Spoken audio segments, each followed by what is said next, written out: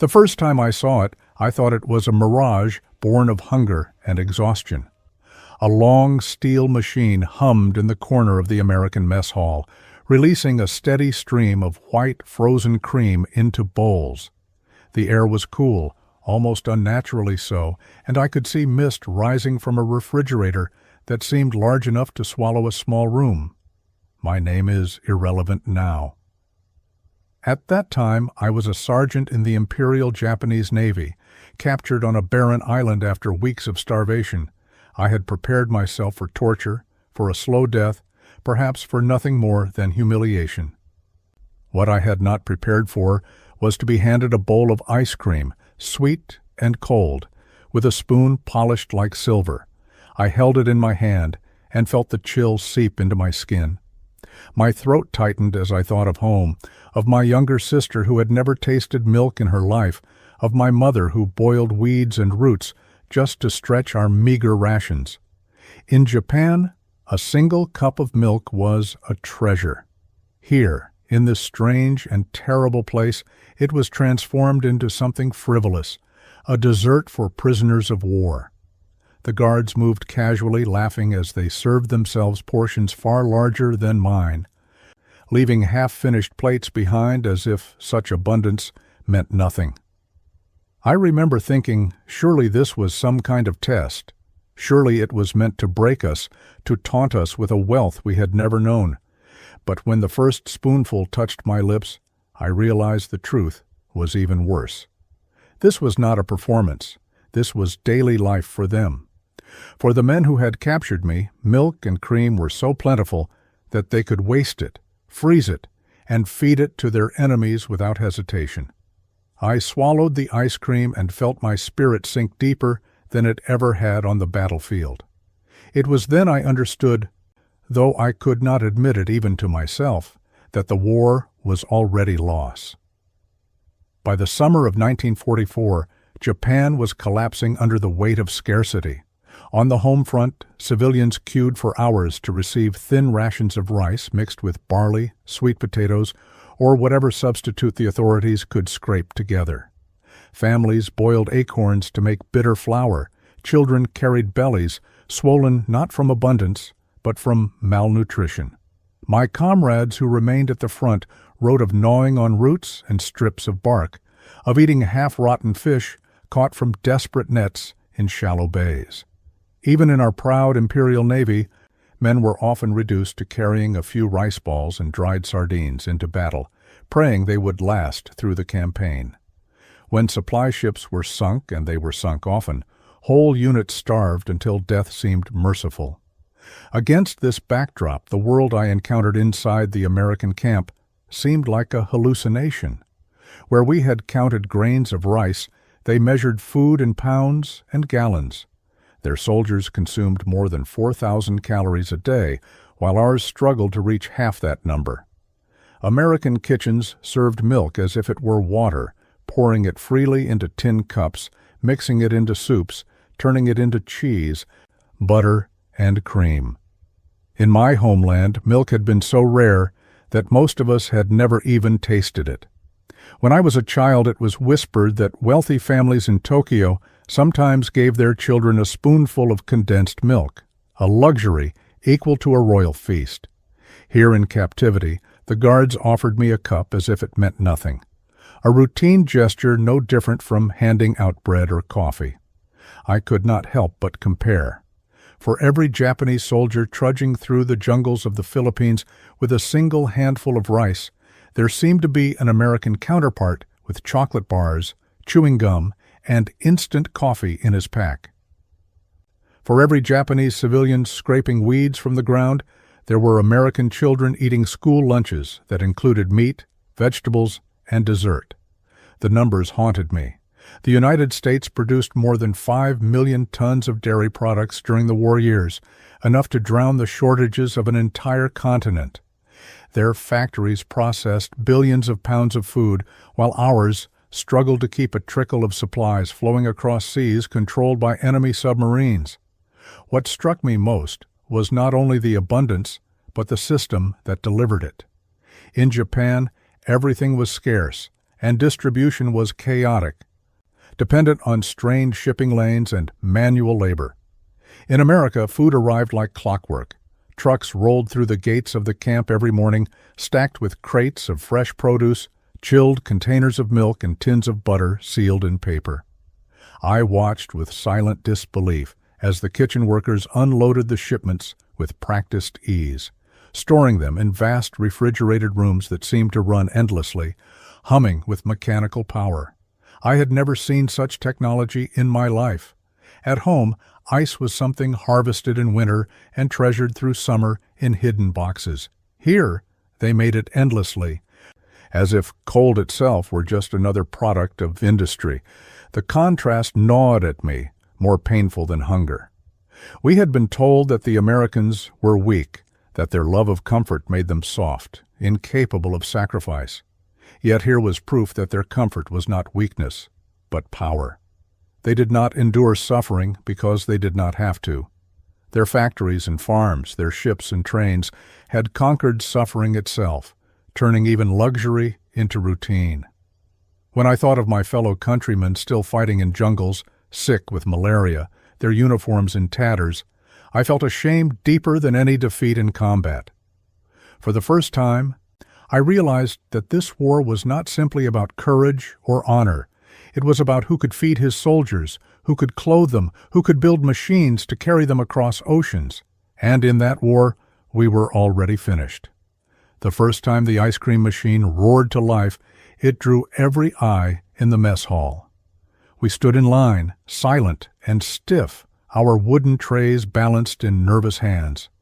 The air was filled with a strange vibration, a mechanical growl that seemed almost alive. Then came the sound of metal scraping against metal as the lid was lifted and the pale frozen cream began to flow into waiting bowls. Steam rose from the surface of the machine, mingling with the smell of milk so rich it felt intoxicating. I remember staring at it, my throat dry, my stomach knotted with both hunger and suspicion. To us, anything sweet had always been rare, and anything cold was a miracle. In Japan, ice was harvested from mountain lakes during the winter and stored in insulated huts, available only to the privileged few. Milk itself was nearly mythical. Many of my comrades had never tasted it, and the idea of freezing it into a soft, sweet dessert seemed beyond comprehension. Yet here, in an American prison camp thousands of miles from their homeland, ordinary soldiers, our enemies, were serving it casually, like rice at a village festival. When my turn came, I reached out with trembling hands. The guard smiled faintly, as though it amused him to see our bewilderment. The bowl was cold, the spoon colder. I lifted the first mouthful to my lips and felt the icy cream melt across my tongue. It was rich and sweet, in a way that almost hurt.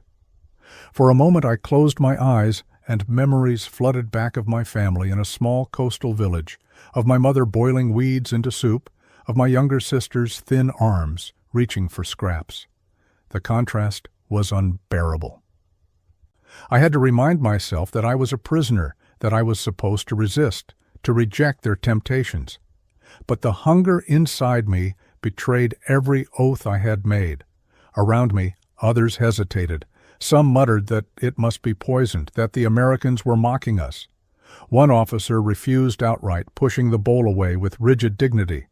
Yet when the second and third days came, I saw him eat quietly, his face blank, his pride swallowed with each spoonful.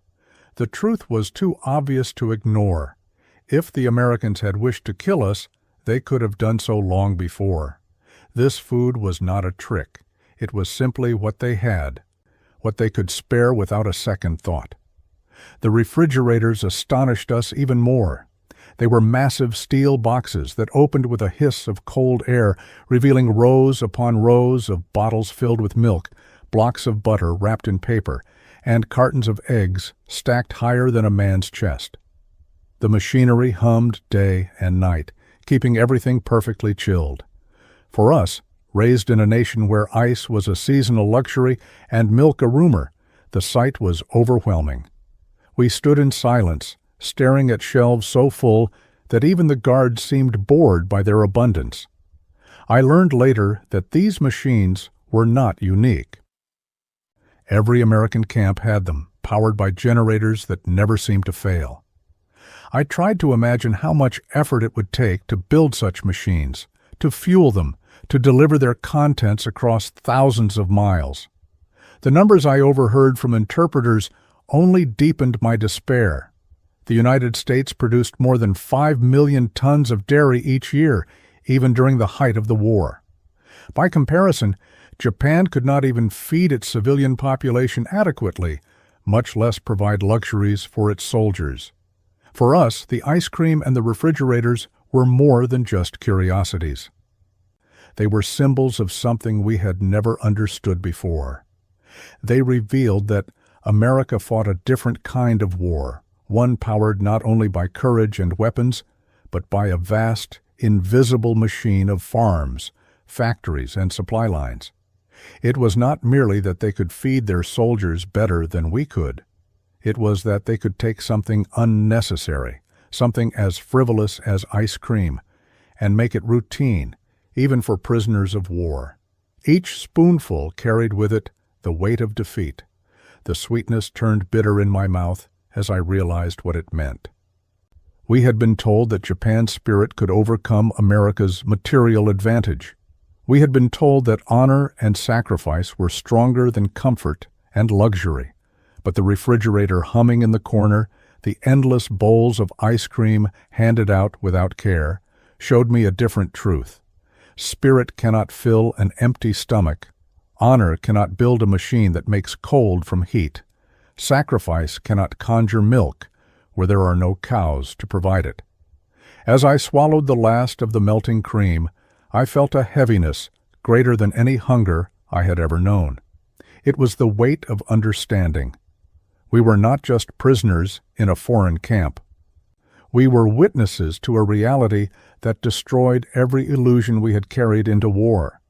Life in the camp unfolded with a rhythm that mocked everything I had known as a soldier of the Emperor. We were prisoners, yet our meals arrived with a consistency and variety that outstripped anything I had eaten in years of service. Breakfast might be scrambled eggs, toast, and a cup of milk so rich that it coated the tongue. Lunch brought meat, vegetables, and always something sweet, sometimes fruit, sometimes cake, sometimes another scoop of ice cream. At night there was soup, bread, butter, and coffee that steamed in the cool air. Even when rations were considered simple, they were plentiful. And the very act of sitting at long tables with food stacked high before us felt surreal. What broke me most was not just the food itself, but the way the Americans treated it. Guards walked into the mess hall, filled their plates, and ate without ceremony. If they were full, they tossed the rest away. Half a sandwich here, a cup of coffee poured into the dirt there. It was done with such casual indifference that it left us speechless. For them, abundance was the natural order of life. For us, raised in a land where every grain of rice was precious, it was an insult we could not voice. I remember one afternoon when a young guard threw away an untouched slice of bread. I watched it land in the bin, soft and white, as though it had been carved from clouds. My chest tightened with a strange mixture of anger and envy. Back home, my mother had once boiled the same piece of bread 3 times to make it last for 3 meals. Here, it was discarded as though it meant nothing. I realized in that moment that we had not even been fighting the same war. The guards themselves were a revelation. They were not hungry. They were not sickly. Their uniforms were clean, their boots polished, their movements relaxed. Some of them looked scarcely older than I had been when I joined the Navy, boys really, yet they carried themselves with the confidence of men who had never worried about their next meal. They smoked freely, they chewed gum, they laughed with one another. Their abundance of small luxuries, their coffee, their chocolate, their cigarettes, was as striking as their food. Each item, so ordinary to them, was a reminder of the gulf that separated us. Among the prisoners, shame became our constant companion. We knew that many of our families in Japan were starving, reduced to eating millet husks and thin soups, while we, their sons and brothers, ate buttered bread and sweet desserts under guard. Letters that slipped through the censors confirmed it. Villages where children cried themselves to sleep, where mothers bartered heirlooms for scraps. Some men broke down weeping over their trays, unable to swallow food that their loved ones would never taste. Others forced themselves to eat every bite, consumed by guilt, yet unable to resist hunger. In time we began to notice the deeper truth. The Americans did not provide these meals out of kindness. They provided them because they could. Their system of supply was so vast, so efficient, that feeding thousands of prisoners required no sacrifice, no strain. Every truck that arrived at the camp carried more food than our entire unit had seen in months of combat. The deliveries came without fail, as reliable as sunrise, their contents always fresh, always abundant. For the guards, it was routine. For us, it was a daily reminder that our empire was crumbling. The contrast between our captivity and our former service was almost unbearable.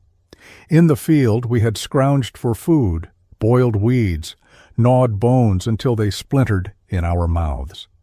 We had been told that such suffering was proof of our devotion, that endurance was the measure of our strength. Yet here, behind barbed wire, we ate better than ever before. The humiliation was complete. Our suffering in battle had meant nothing against the cold fact of American plenty. At night, lying on my cot, I often thought of my fellow sailors still fighting across the Pacific. They believed themselves strong because they endured hunger and disease. But I now understood that real strength was something else entirely. It was the ability to prevent hunger in the first place, to ensure that every soldier carried food, medicine, and comfort into battle. The Americans had mastered this art, and it was why we were losing, even if we had not yet admitted it. The taste of butter lingered on my tongue long after the lights went out, and with it came a bitter truth. We had been sent into war with empty stomachs and full hearts, while our enemy marched with full stomachs and endless supplies. And in the end, it was their way that prevailed. It did not stop with ice cream or bread. The shocks came one after another, each more bewildering than the last, until abundance itself became the most powerful weapon we faced. Every week seemed to bring a new discovery inside the camp, something we had never imagined possible in wartime. At first it was the refrigerators, their steel doors opening onto endless shelves of milk, butter, and eggs. Then came the machines that produced ice, as though winter itself had been trapped in their gears. Blocks of frozen water slid out in neat, glistening cubes, ready to cool the drinks of guards and prisoners alike. I stared at them with disbelief.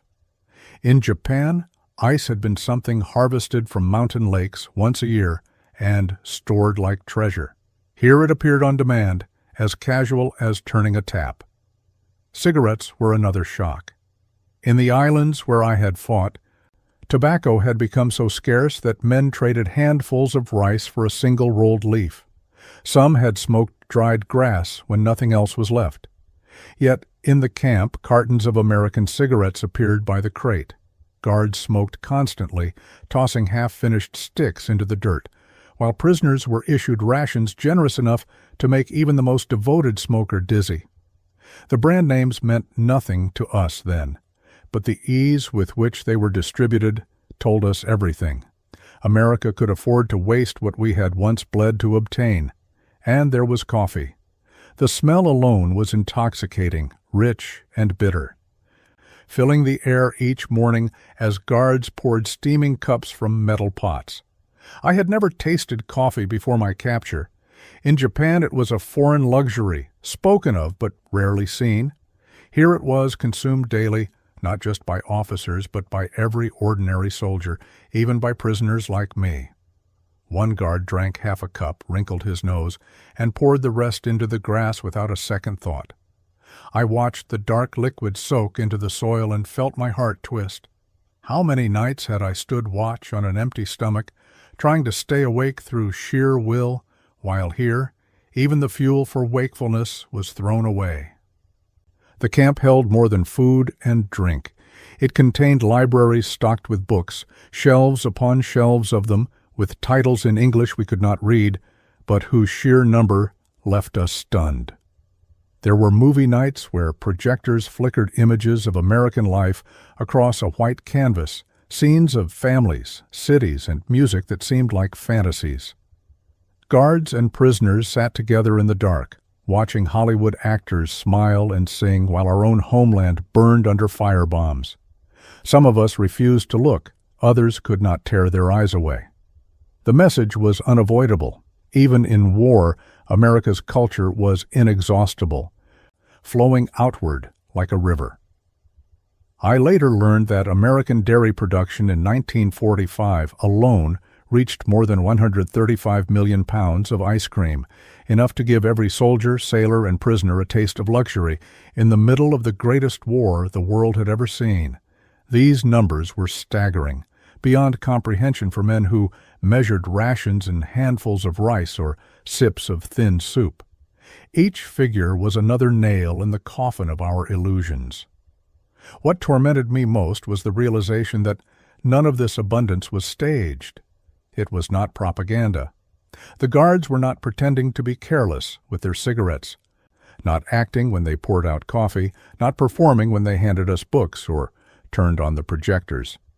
They were simply living the way Americans lived, powered by a system so vast and efficient that plenty was their normal condition. To them, it was unremarkable. To us, it was a daily humiliation. I began to see that the true battle had never been fought with rifles or bayonets. It had been fought with factories, farms, and machines like those refrigerators humming in the mess hall. While we struggled with shortages, they created surpluses so great that even their enemies could taste them.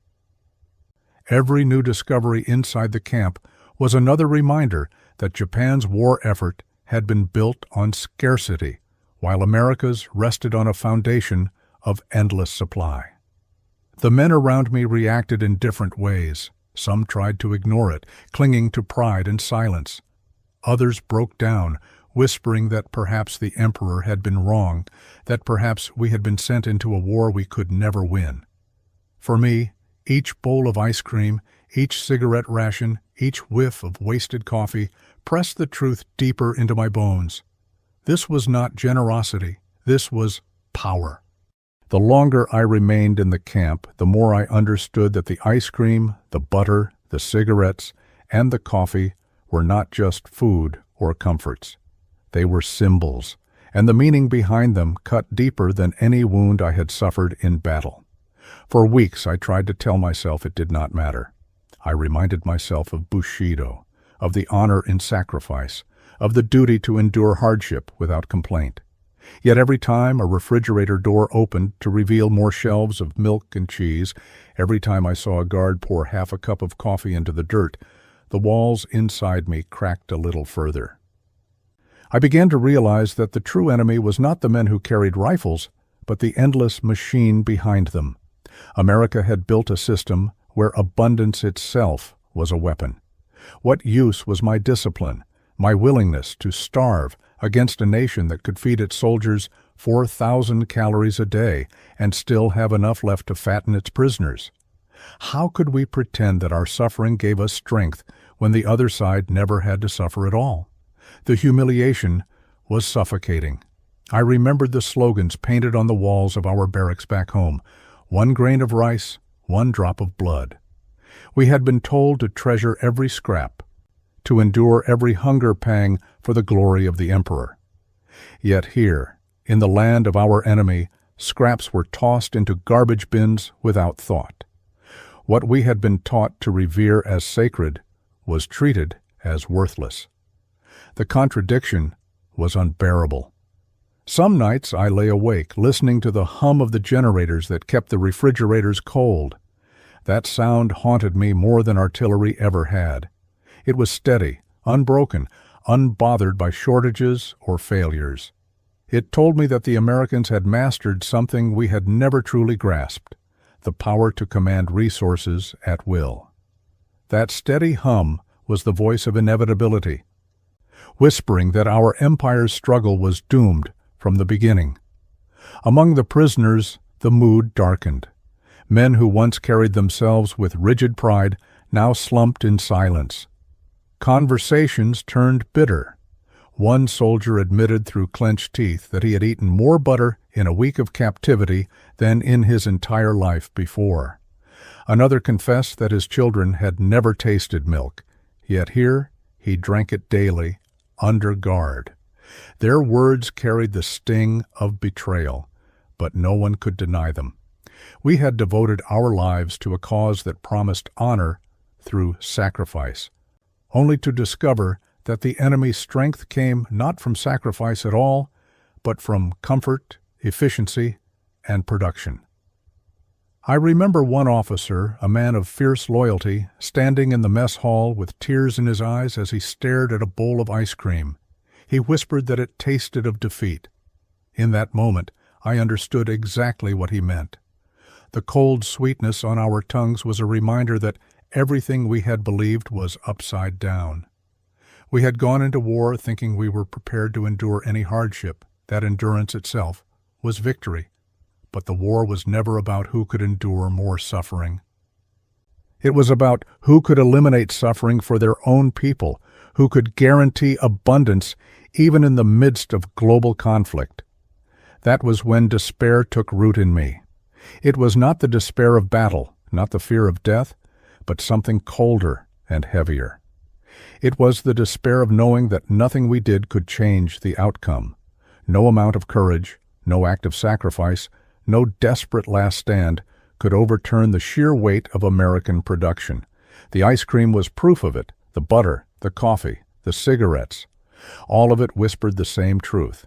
We had been sent to fight an enemy we could never hope to defeat. I swallowed that truth with every bite, with every sip, until it filled me completely. It was more bitter than hunger, more painful than wounds, and it left me hollow. By then, the thought of victory no longer even seemed possible. All that remained was the slow recognition of reality. We had already lost, and we had lost long before the first shot was fired. The day came when I could no longer pretend that these daily humiliations were isolated moments. They formed a pattern, and that pattern revealed the truth I had refused to see. Every sound in the camp, every truck that rumbled through the gates, every crate unloaded and stacked in the storerooms became part of a lesson I could not escape. The lesson was that America had mastered the art of abundance, and that abundance was a form of strength more decisive than any weapon we carried into battle. I began to watch carefully, not out of curiosity, but out of something darker, an instinct to understand the scale of what had crushed us. The kitchen where I had once stood in shock became my classroom. I saw meat arrive in quantities so great that several men had to carry a single side of beef. I saw vegetables delivered in crates taller than I was, cans of fruit stacked to the ceiling, sacks of flour spilling across the floor like sand. None of it seemed to run out.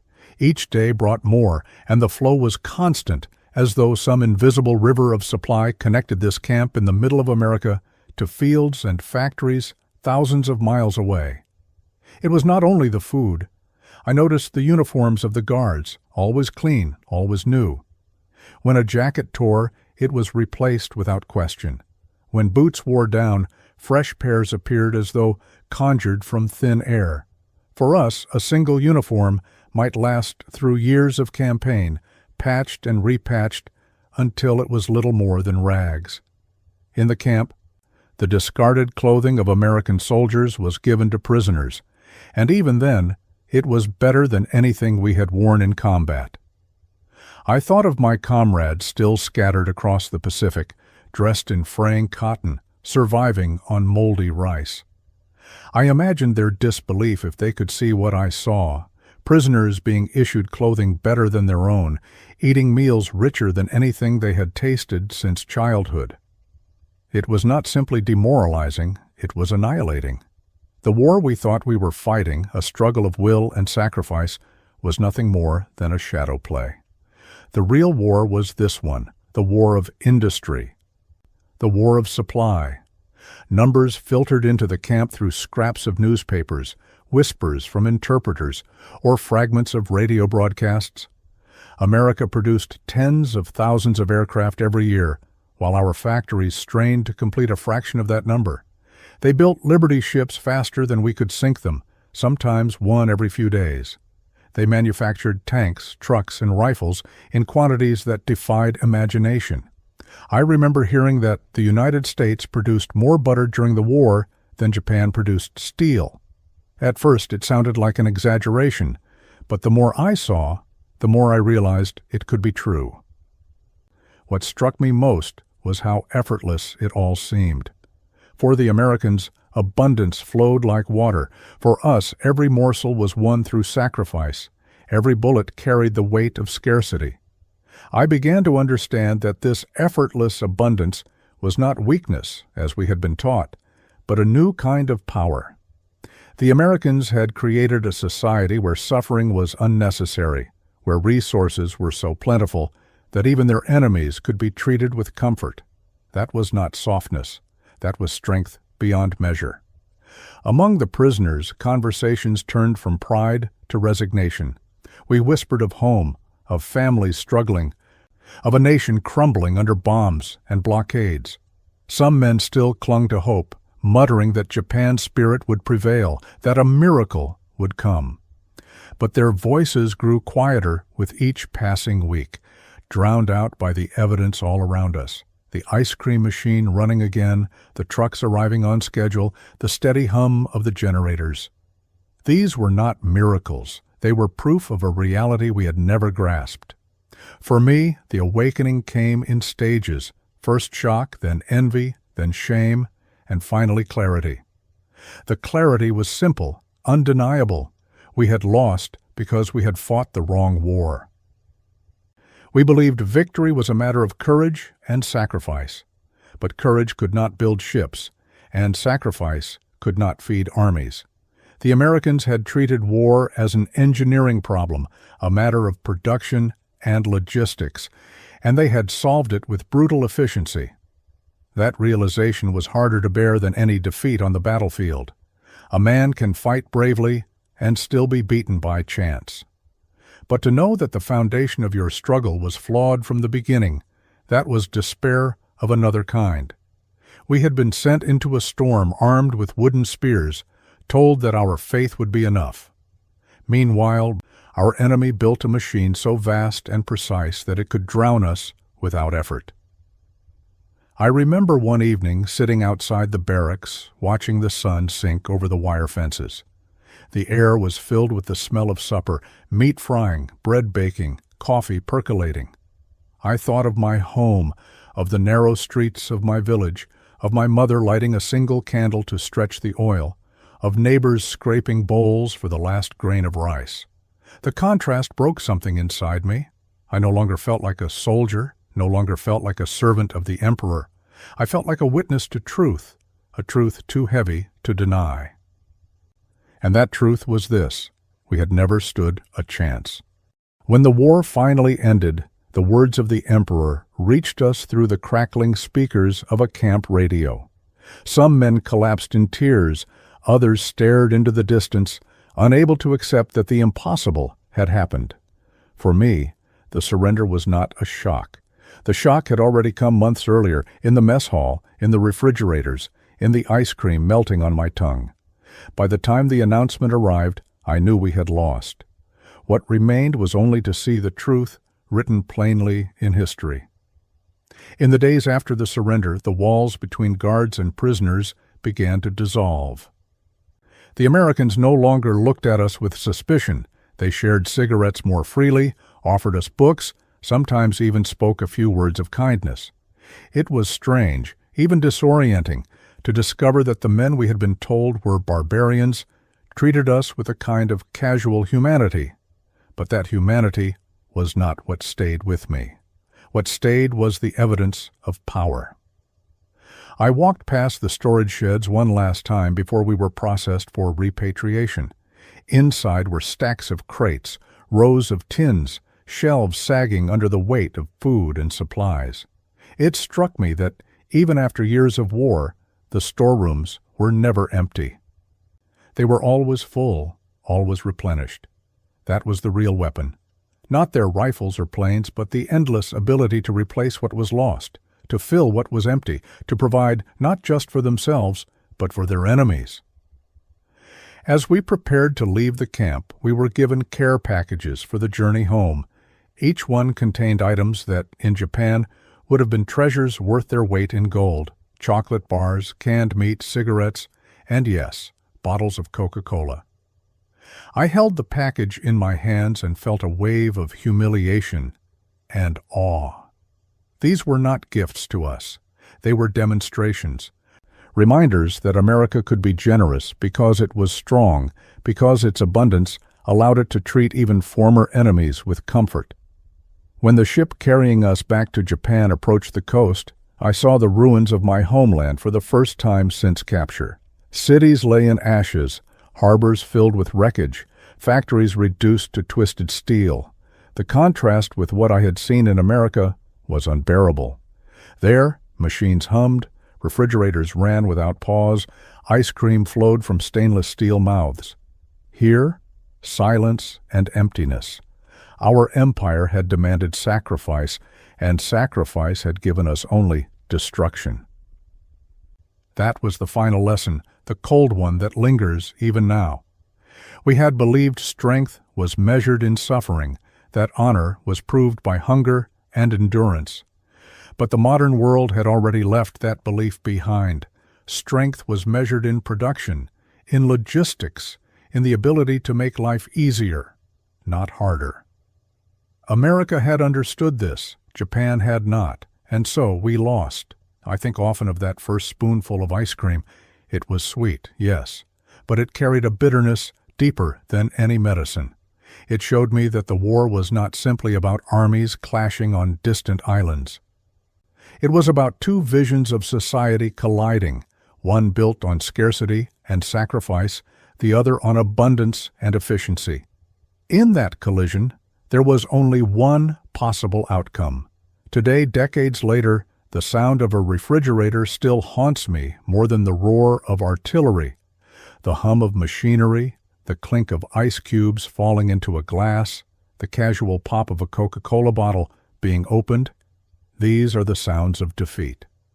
They remind me that our swords, our courage, our devotion were no match for factories, farms, and endless supply lines.